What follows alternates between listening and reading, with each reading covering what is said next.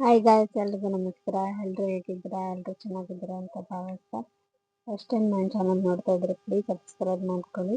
ಪ್ರತಿ single YouTube ಚಾನಲ್ಗೆ ನಿಮ್ಗೆಲ್ಲರಿಗೂ ಸ್ವಾಗತ. ಹಾಗೆ ವಿಡಿಯೋ ಇಷ್ಟ ಆಗಿದ್ರೆ ಲೈಕ್ ಮಾಡೋದನ್ನ ಮರಿಬೇಡಿ. ನಾನು ಇವತ್ತು ಮಾಡ್ತಿರುವಂಥ ಅದೇ ರೆಸಿಪಿ ಸೋರೆಕಾಯಿಯಿಂದ ಹಲ್ವಾ. ತುಂಬಾ ರುಚಿಯಾಗಿ ತುಂಬ ಟೇಸ್ಟಿಯಾಗಿರುತ್ತೆ. ಸ್ವಲ್ಪ ಬೇರೆ ಹಲ್ವಾಕ್ಕಿಂತ ಸೂಪರ್ ಮತ್ತು ಡಿಫ್ರೆಂಟಾಗಿ ಕೂಡ ಇರುತ್ತೆ. ನೀವು ಕೂಡ ಟ್ರೈ ಮಾಡಿ. ನಾನಿಲ್ಲಿ ಒಂದು ಪ್ಯಾನ್ ತಗೊಂಡಿದ್ದೀನಿ. ಪ್ಯಾನ್ಗೆ ಒಂದು ಅರ್ಧ ಕಪ್ಪಷ್ಟು ತುಪ್ಪನ ಹಾಕೊಂಡಿದ್ದೀನಿ. ಸ್ವಲ್ಪ ಲೈಟಾಗಿ ಬಿಸಿ ಆಗ್ತಾ ಇರುವಾಗಲೇ ನಾನು ತುಪ್ಪಕ್ಕೆ ಸ್ವಲ್ಪ ದ್ರಾಕ್ಷಿ ಹಾಕೊಂಡಿದ್ದೀನಿ. ನಿಮ್ಗೆ ಎಷ್ಟು ಬೇಕು ನೋಡ್ಕೊಂಡು ಹಾಕೋಬೋದು ಡ್ರೈ ಫ್ರೂಟ್ಸ್ನ. ದ್ರಾಕ್ಷಿ ಮತ್ತು ಒಂದು ಸ್ವಲ್ಪ ಗೋಡಂಬಿ ಇಷ್ಟು ಹಾಕೊಂಡು ಸ್ವಲ್ಪ ಲೈಟಾಗಿ ಬ್ರೌನ್ ಕಲರ್ ಬರೋವರೆಗೂ, ಲೈಟಾಗಿ ಅಷ್ಟೇ ಬ್ರೌನ್ ಕಲರ್ ಬರೋವರೆಗೂ, ಲೈಟ್ ಬ್ರೌನ್ ಕಲರ್ ಬರೋವರೆಗೂ ಫ್ರೈ ಮಾಡ್ಕೋಬೇಕು. ಇದಕ್ಕೆ ಸ್ವಲ್ಪ ಬೇಕಾದರೆ ಬಾದಾಮಿ ಕೂಡ ಸ್ವಲ್ಪ ಪೀಸ್ ಮಾಡಿಕೊಂಡು ಬೇಕಾದ್ರೆ ಹಾಕೊಂಡು ಫ್ರೈ ಮಾಡ್ಕೋಬೋದು. ನಾನಿಲ್ಲಿ ದ್ರಾಕ್ಷಿ ಮತ್ತು ಗೋಡಂಬಿ ಮಾತ್ರ ಹಾಕೊಂಡು ತುಪ್ಪದಲ್ಲಿ ಫ್ರೈ ಮಾಡ್ಕೊಂಡಿದ್ದೀನಿ. ಈಗ ಇದಕ್ಕೆ 2 ಕಪ್ಪಷ್ಟು ನಾನು ಸೋರೆಕಾಯಿನ ತಗೊಂಡಿದ್ದೀನಿ. ಸೋರೆಕಾಯಿ ಸಿಪ್ಪೆಲ್ಲ ತೆಗೆದು ನೀಟಾಗಿ ವಾಶ್ ಮಾಡಿಕೊಂಡು ಅದನ್ನು ತುರ್ಕೋಬೇಕು. ಈ ಥರ ಇದರಲ್ಲಿರುವಂಥ ನೀರಿನ ಅಂಶ ಯಾವುದು ತೆಗಿಬಾರ್ದು, ಅಂದರೆ ರಸ ಎಲ್ಲ ಬರುತ್ತೆ, ಅದು ತೆಗಿಬಾರ್ದು. ಹಾಗೆ ನೀವೇನು ತುರ್ಕೊಂಡಿರ್ತೀರ ಅದನ್ನ ಇದಕ್ಕೆ ಹಾಕೋಬೇಕು, ಸೋರೆಕಾಯಿ ತುರಿದಿರುವಂಥದ್ದು. ಇದನ್ನ ನಾವು ತುಪ್ಪದಲ್ಲಿ ನೀಟಾಗಿ ಫ್ರೈ ಮಾಡ್ಕೋಬೇಕು. ನೋಡಿ, ಹಾಕಿದ ತಕ್ಷಣ ಎಷ್ಟು ನೀಟಾಗಿ ಫ್ಲೇವರ್ ಕೂಡ ಎಷ್ಟು ಚೆನ್ನಾಗಿ ಬರ್ತಾ ಇದೆ. ಹಲ್ವಾ ಮಾಡೋಕ್ಕೆ ನೀವು ಯಾವುದೇ ಹಲ್ವಾ ಮಾಡಿ ಅದಕ್ಕಂತಾನೆ ಟೈಮ್ ಕೊಡಬೇಕು. ಮಿನಿಮಮ್ ಇಲ್ಲ ಅಂದರೂ ಎಲ್ಲವೇ ಅರ್ಧ ಗಂಟೆಯಷ್ಟು ಟೈಮ್ ಬೇಕು. ಈಗ ನಾನು ಇದಕ್ಕೆ 1 ಡ್ರಾಪ್ ನೀರೇನೋ ಹಾಕ್ತೇನೆ. ಮಿನಿಮಮ್ 10 ನಿಮಿಷ ಇದನ್ನು ಬೇಯಿಸ್ಕೋತೀನಿ. ನಿಮಗೆ ತೋರಿಸ್ತೀನಿ, ನಾನು 1 ಡ್ರಾಪ್ ಕೂಡ ನೀರು ಹಾಕೋಲ್ಲ. ಈಗ ನೋಡಿ, ಇದನ್ನು 10 ನಿಮಿಷದವರೆಗೂ ನಾನು ಬೇಯಿಸ್ಕೊಂಡಿದ್ದೀನಿ.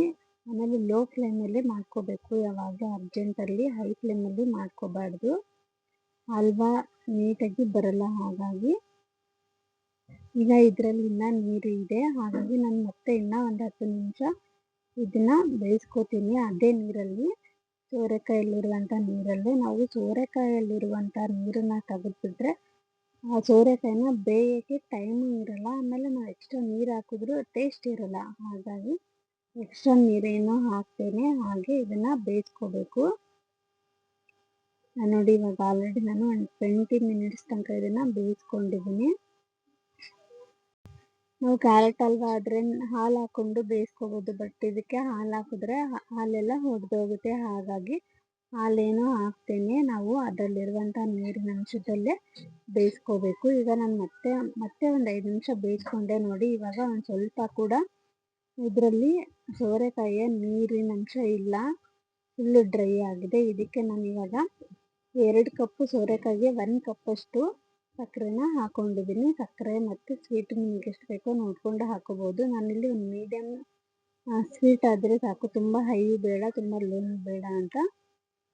ನಾವೇನು ಸಕ್ಕರೆನ ಹಾಕೊಂಡಿರ್ತೀವಿ ಅದು ಮತ್ತೆ ನೀರು ಬಿಟ್ಕೊಡುತ್ತೆ ಇದಕ್ಕೆ. ಆವಾಗ ಮತ್ತೆ ಇನ್ನೂ 10 ನಿಮಿಷದವರೆಗೂ ಇದನ್ನು ಬೇಯಿಸ್ಕೋಬೇಕು. ನಾವು ಯಾವಾಗಲೂ ಹಲ್ವಾ ಮಾಡೋಕ್ಕೆ ಅದರದ್ದೇ ಆದಂಥ ಟೈಮ್ ಕೊಡಬೇಕು. ಆವಾಗಲೇ ಹಲ್ವಾ ಸಾಫ್ಟಾಗಿ ತುಂಬ ಬಾಯಲ್ಲಿಟ್ಟರೆ ಕರಗುವಂಥ ಹಲ್ವಾ ನಮಗೆ ಸಿಗೋದು. ಈಗ ಇದಕ್ಕೆ ಏಲಕ್ಕಿ ಪೌಡ್ರನ್ನ ಹಾಕೊಂಡಿದ್ದೀನಿ.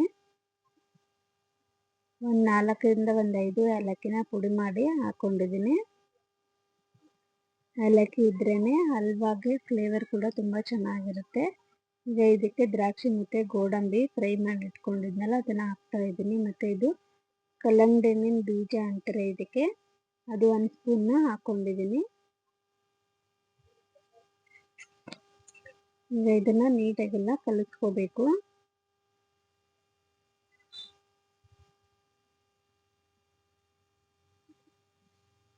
ನಾವು ಕ್ಯಾರೆಟ್ ಹಲ್ವಾ ಆದರೆ ಅದರಲ್ಲಿ ಅದಕ್ಕೆ ಹಾಲು ಹಾಕ್ತೀವಿ. ಮಿನಿಮಮ್ 3/4 ಗಂಟೆ ಬೇಯಿಸ್ತೀವಿ. ಇದಕ್ಕೂ ಸೇಮ್ ಟೈಮಿಂಗ್ಸ್ ಬೇಕು, ಬಟ್ ಅದರಲ್ಲಿರುವಂಥ ಸೋರೆಕಾಯಲ್ಲಿರುವಂಥ ನೀರು ಯಾವುದೇ ಕಾರಣಕ್ಕೂ ಹಿಂಡಿ ಸಪ್ರೇಟ್ ಮಾಡಬಾರ್ದು. ಆಮೇಲೆ ಸಕ್ಕರೆನ ಹಾಕಿರ್ತೀವಲ್ಲ ಅದನ್ನು ಹೈ ಫ್ಲೇಮಲ್ಲಿ ಕೂಡ ನಾವು ಬೇಯಿಸ್ಕೋಬಾರ್ದು, ಅದು ಕೂಡ ಲೋ ಫ್ಲೇಮಲ್ಲಿ. ಸಕ್ಕರೆ ಹಾಕಿದ್ಮೇಲೆ ಜಾಸ್ತಿ ಟೈಮ್ ತಗೊಳ್ಳಲ್ಲ, ಬರೀ ಒಂದು 5 ನಿಮಿಷ ಆದರೆ ಸಾಕು. ಇವಾಗ ಇದಕ್ಕೆ ನಾವು ಹಾಕಿರುವಂಥ ಸಕ್ಕರೆ ಎಲ್ಲ ಕರಗಿದೆ. ಅದರಲ್ಲಿ ಏನಿತ್ತು ನೀರು ಅದೆಲ್ಲ ಕರಗಿದೆ. ಇವಾಗ ಇದಕ್ಕೆ ನಾನು ಕೋವಾ ಹಾಕ್ತಾ ಇದ್ದೀನಿ. ಒಂದು 50 ಗ್ರಾಮ್ ಅಷ್ಟು ಇದಕ್ಕೆ ಕೋವಾನ ಹಾಕ್ತಾ ಇದ್ದೀನಿ. ಕೋವಾ ಸ್ವಲ್ಪ ಗಟ್ಟಿ ಇರುತ್ತೆ, ಹಾಗಾಗಿ ಮತ್ತೆ ಇದನ್ನ ಲೋ ಫ್ಲೇಮಲ್ಲಿ ಈ ಥರ ಲೈಟಾಗಿ ಸ್ವಲ್ಪ ಬಿಸಿ ಆಗೋಗಂಟ ಆಮೇಲೆ ಅದನ್ನು ಚೆನ್ನಾಗಿ ಕಲಿಸ್ಕೋಬೇಕು. ಇಲ್ಲ ಅಂದರೆ ಅದು ಗಂಟು ಇರುತ್ತೆ. ಒಂದು ಕಡೆ ಕೋವಾ ಇರುತ್ತೆ, ಒಂದು ಕಡೆ ಸೋರೆಕಾಯಿ ಇರುತ್ತೆ. ಹಾಗಾಗಿ ನೀಟಾಗಿ ಚೆನ್ನಾಗಿ ಅದನ್ನು ಮಿಕ್ಸ್ ಮಾಡ್ಕೋಬೇಕು. ಈ ಕೋವಾ ಹಾಕೋದ್ರಿಂದ ತುಂಬ ಸ್ವೀಟ್ ಸ್ವಲ್ಪ ಕಡಿಮೆ ಇರುತ್ತೆ. ಆಮೇಲೆ ಕೋವಾ ಹಾಕಿದ್ರೆ ತುಂಬ ಟೇಸ್ಟ್ ಕೂಡ ಚೆನ್ನಾಗಿರುತ್ತೆ. ಇವಾಗ ಇದಕ್ಕೆ ಒಂದು 3 ಸ್ಪೂನಷ್ಟು ನಾನು ತುಪ್ಪನ ಇಲ್ಲಿ ಹಾಕೊಂಡಿದ್ದೀನಿ. 3 ಟೇಬಲ್ ಸ್ಪೂನಷ್ಟು ಮತ್ತೆ ತುಪ್ಪ ಹಾಕ್ಕೊಂಡು ಇದನ್ನು ನೀಟಾಗಿ ಒಂದ್ಸತಿ ಕಲಿಸ್ಕೋಬೇಕು.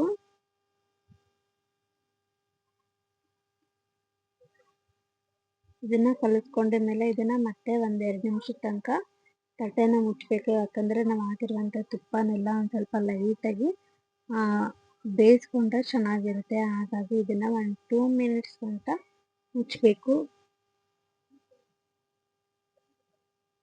ಇವಾಗ 1-2 ಮಿನಿಟ್ಸ್ ಆದಮೇಲೆ ಇದನ್ನು ಆರಾಮಾಗಿ ಸರ್ವ್ ಮಾಡ್ಕೊಂಡು ತಿನ್ಬೋದು. ತುಂಬಾ ಟೇಸ್ಟಿಯಾಗಿ ಕೂಡ ಇರುತ್ತೆ. ನೀವು ಹೊರಗಡೆ ಸೋರೆಕಾಯಿ ಹಲ್ವಾ ನಾನಂತೂ ಎಲ್ಲೂ ತಿಂದಿಲ್ಲ, ಬಟ್ ಯಾವಾಗಲೂ ಮನೇಲಿ ಮಾಡ್ತೀನಿ. ತುಂಬಾ ಸೂಪರ್ ಟೇಸ್ಟಿಯಾಗಿ ಕೂಡ ಬರುತ್ತೆ. ನೀವು ಕೂಡ ಟ್ರೈ ಮಾಡಿ. ಈ ವಿಡಿಯೋ ನಿಮಗೆ ಇಷ್ಟ ಆಗಿದ್ರೆ ಲೈಕ್ ಮಾಡೋದನ್ನು ಮರಿಬೇಡಿ. ಹಾಗೆ ಫಸ್ಟ್ ಟೈಮ್ ನನ್ನ ಚಾನಲ್ ನೋಡ್ತಾ ಇದ್ದರೆ ಸಬ್ಸ್ಕ್ರೈಬ್ ಮಾಡೋದನ್ನು ಮರಿಬೇಡಿ. ಹಾಗೆ ನಿಮ್ಗೆ ಏನು ಅನ್ನಿಸ್ತಂತ ನನಗೆ ಕಮೆಂಟ್ ಬಾಕ್ಸಲ್ಲಿ ಕಮೆಂಟ್ ಮಾಡೋದನ್ನು ಮರಿಬೇಡಿ.